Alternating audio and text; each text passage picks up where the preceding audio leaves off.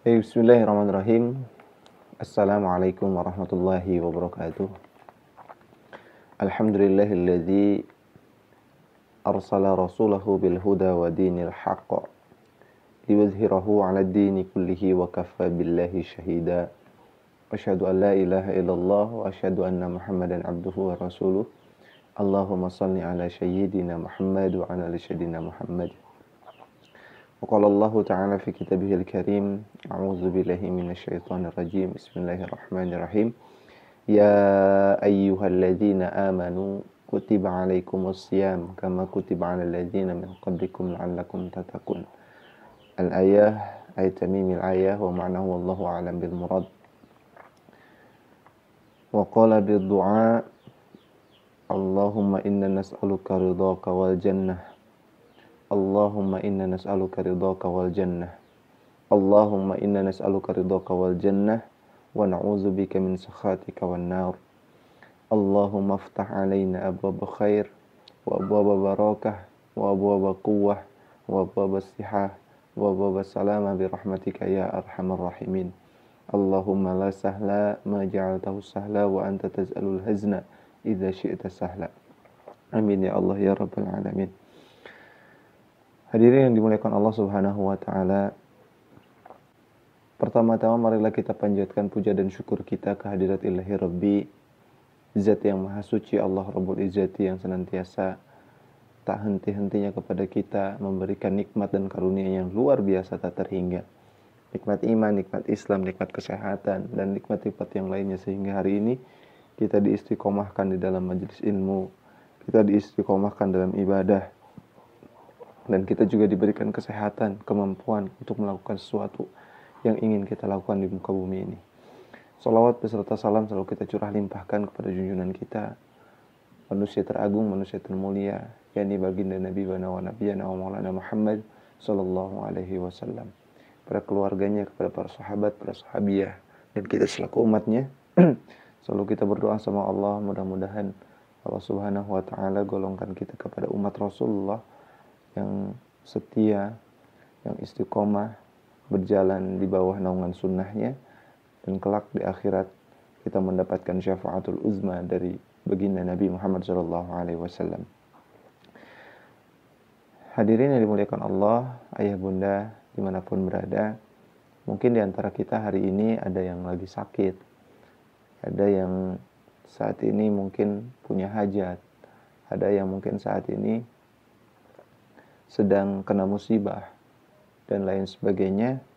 Mari kita sama-sama sumbangsih doa, kita doakan sahabat-sahabat kita, saudara-saudara kita yang sedang sakit, mudah-mudahan oleh Allah Subhanahu wa taala diangkat penyakitnya, segera disembuhkan.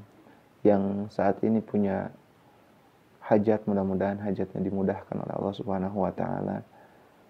Yang mungkin hari ini punya musibah, terkena musibah, mudah-mudahan disabarkan oleh Allah Subhanahu wa taala dan juga dimudahkan untuk penyelesaian musibahnya. Dan wabil khusus di sini ada masuk ke kita, ingin didoakan untuk anaknya yang akan tes masuk ke Atartil gelombang kedua. Namanya adalah Nazla Deli Putri Ruswandi. Dan wabil khusus lagi bagi sahabat-sahabat sekalian, silakan sebutkan nama-namanya. Mari kita sama-sama doakan. Ala hadihin niyah wa ala kulli niyatin salihah. Al-Fatihah. A'udzu billahi minasyaitonir rajim. Bismillahirrahmanirrahim. Alhamdulillahi rabbil alamin. Arrahmanir rahim. Maliki yaumiddin. Iyyaka na'budu wa iyyaka nasta'in. Ihdinas siratal mustaqim. Siratal ladzina an'amta 'alaihim ghairil maghdubi 'alaihim waladdallin. Amin ya Allah ya rabbal alamin. Sahabat yang dirahmati Allah Subhanahu wa taala, di subuh kemarin kita membahas tentang persiapan menjelang Ramadan, persiapan untuk menghadapi bulan suci Ramadan. Tentu kemarin saya sampaikan bahwa orang yang punya persiapan dan orang yang tidak punya persiapan pasti berbeda. Berbeda perilakunya, pasti juga berbeda hasilnya. Maka sahabat yang dirahmati Allah, setidaknya 2 perkara yang harus kita siapkan. Satu, niat yang mendatangkan tekad yang kuat terhadap melaksanakan ibadah-ibadah dan kebaikan-kebaikan di bulan suci Ramadan. Yang kedua adalah ilmu yang mendorong kepada kesempurnaan menjalani ibadah puasa kita di bulan suci Ramadan nanti. Dan untuk memenuhi poin yang kedua ini, insyaallah kita akan lanjutkan kajian kita pada subuh hari ini, yaitu membahas tentang bab saum.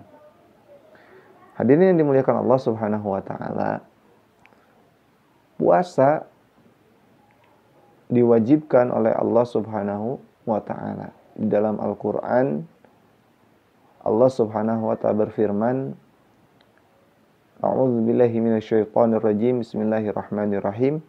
Ya ayyuhalladzina amanu kutiba alaikumus syiyam kama kutiba alal ladzina min qablikum la'allakum tattaqun.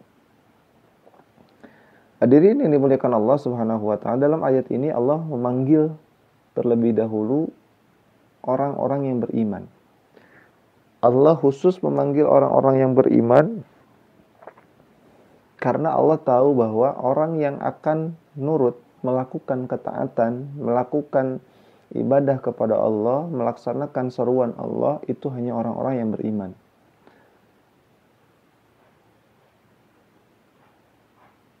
Bismillah.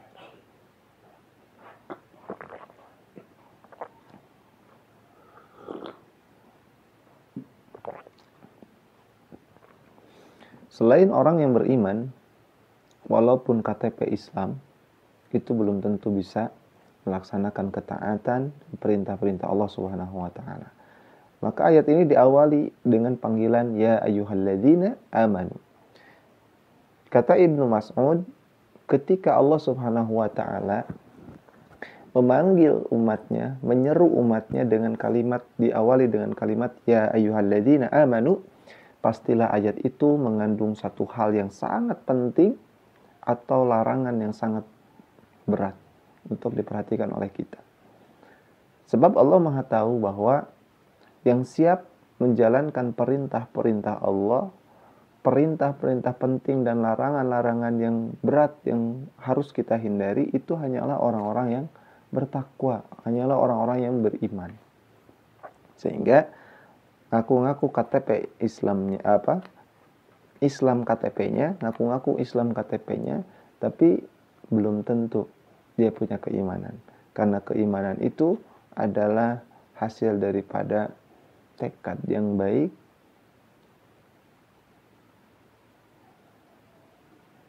nah maka hadirin yang dimuliakan Allah Subhanahu wa taala, ayat ini Allah Subhanahu wa taala mengawali ya ayyuhalladzina amanu. Lalu kemudian di poin keduanya ini perintah. Ya ayyuhalladzina amanu kutiba alaikumussyam. Gitu ya. Kutiba alaikumussyam. Diwajibkan atas kamu berpuasa. Ini adalah ayat yang senantiasa mewajibkan kepada kita untuk melaksanakan puasa. Bagi siapa? Bagi orang-orang yang beriman. Kalau hari ini ngaku-ngaku Islam tapi nggak berpuasa, berarti imannya lemah. Atau bahkan gak punya iman.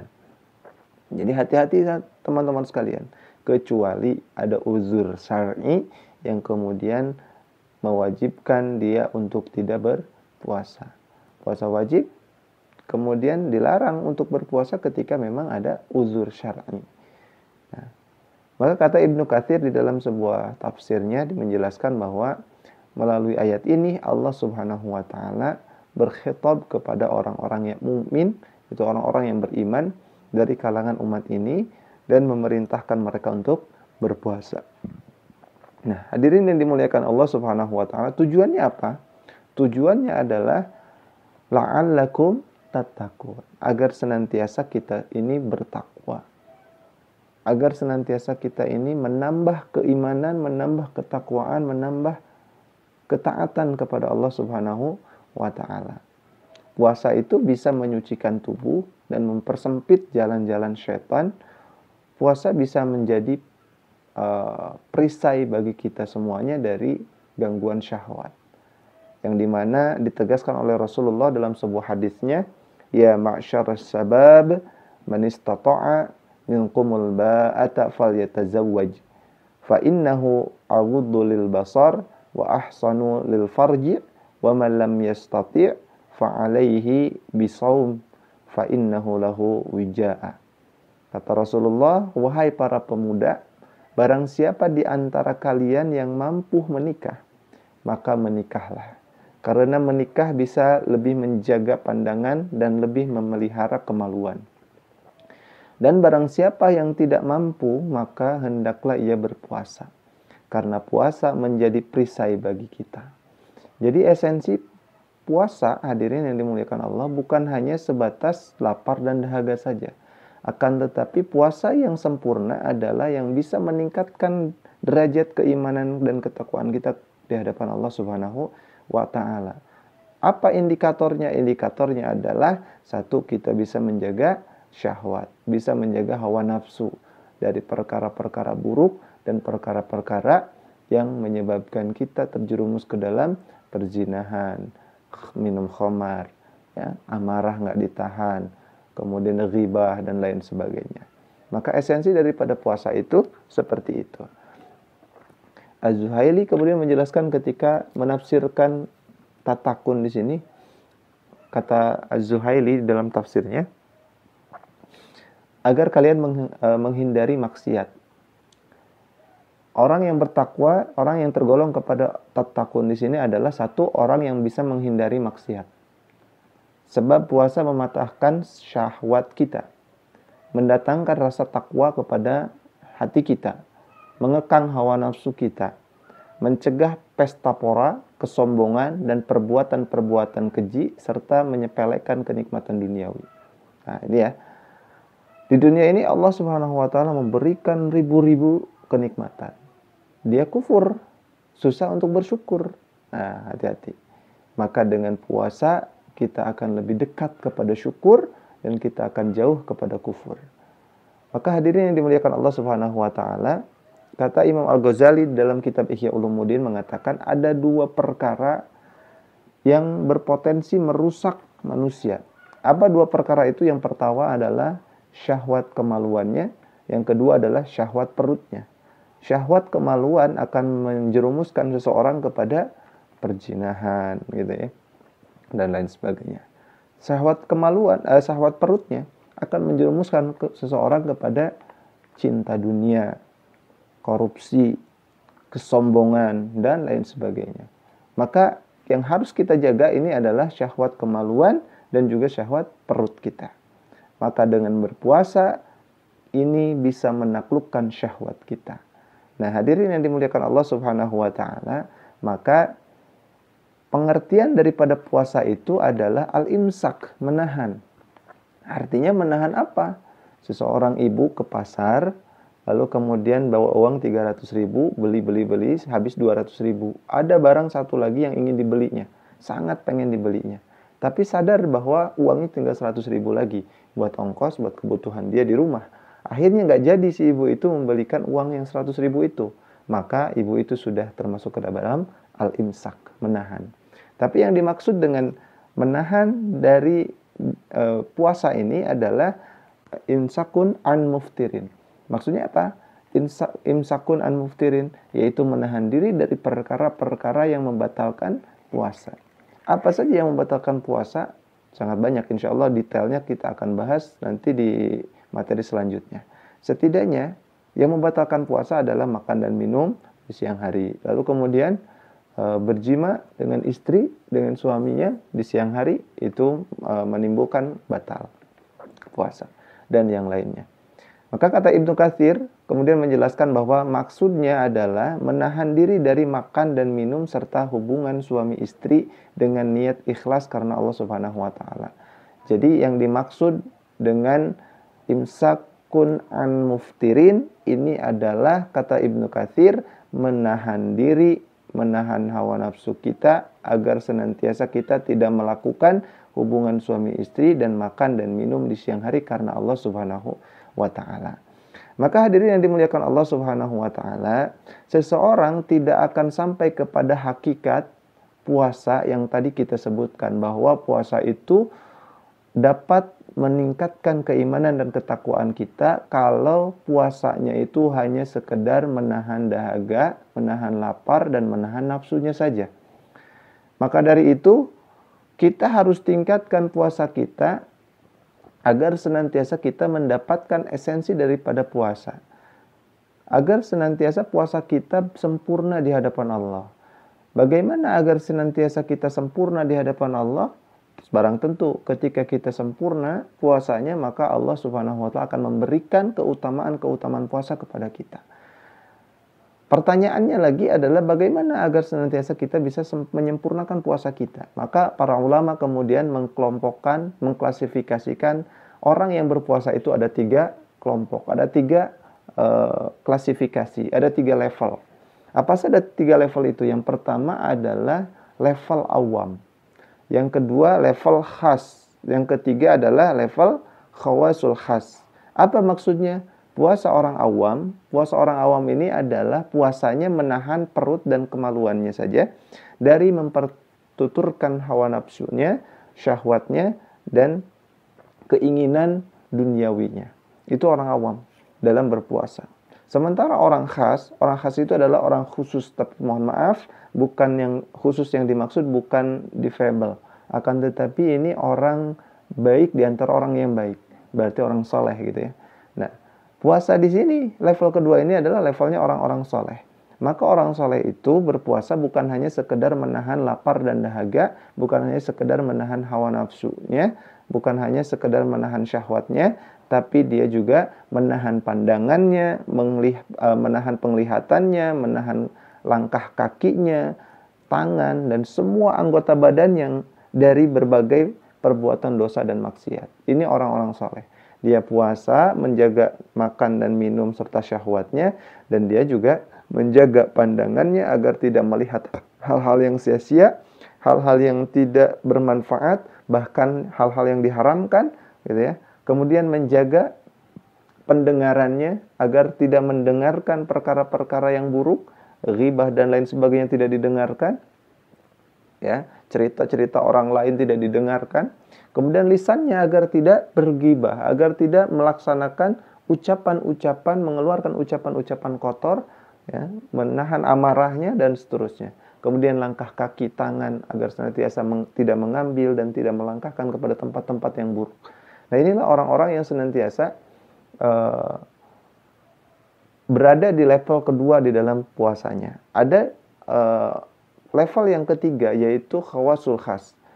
Apa level ketiga ini? Level ketiga ini ciri khas daripada puasanya, dia puasa menjaga hatinya dari berbagai keinginan yang rendah dan pikiran-pikiran yang tidak berharga, juga menahan hati dari selain Allah Subhanahu wa taala. Bahkan dia menghindarkan pikiran-pikirannya, keinginan-keinginannya dari masalah duniawi, kecuali duniawi itu yang memang tujuannya, orientasinya untuk akhirat, sehingga kadar duniawinya sudah tidak ada lagi. Maka yang berpuasa, orang berpuasa di tingkat ini akan batal ketika hatinya merasa resah dengan masalah duniawi, ketika pikirannya merasa resah dengan duniawi. Maka disebutkan oleh para ulama, orang yang di level ini adalah levelnya, puasa di level ini adalah puasanya levelnya para nabi, para rasul, para siddiqin, dan para muqarrabin. Nah, sahabat yang dirahmati Allah, minimal kita naikkan level kita dari level awam ke level kedua, yaitu ke level orang-orang soleh, yang tidak hanya berpuasanya menahan hawa nafsu, dan juga bukan hanya menahan dahaga dan laparnya saja, akan tetapi kita juga menahan pandangan, menahan lisan dan lain sebagainya, agar senantiasa tidak melaksanakan kegiatan-kegiatan, tidak melaksanakan sesuatu yang dibenci oleh Allah Subhanahu wa taala. Ada 6 poin yang menyempurnakan kita ketika berpuasa dan kita ingin menaikkan level kita. Ada 6 poin yang dapat menyempurnakan puasa kita di level kedua. Dan insya Allah 6 poin ini akan kita bahas di subuh selanjutnya. Mudah-mudahan kita semuanya diberikan keistiqomahan diberikan kemudahan, diberikan usia yang panjang, sehingga kita bisa istiqomah di dalam majelis ilmu di subuh berikutnya. Itu saja yang bisa kami sampaikan pada kesempatan hari ini. Mohon maaf atas segala kesalahan. Terima kasih atas perhatian sahabat semua. Kita tutup. Wallahul muwaffiq ila aqwamit thoriq. Wabillahi taufiq wal hidayah. Wassalamualaikum warahmatullahi wabarakatuh.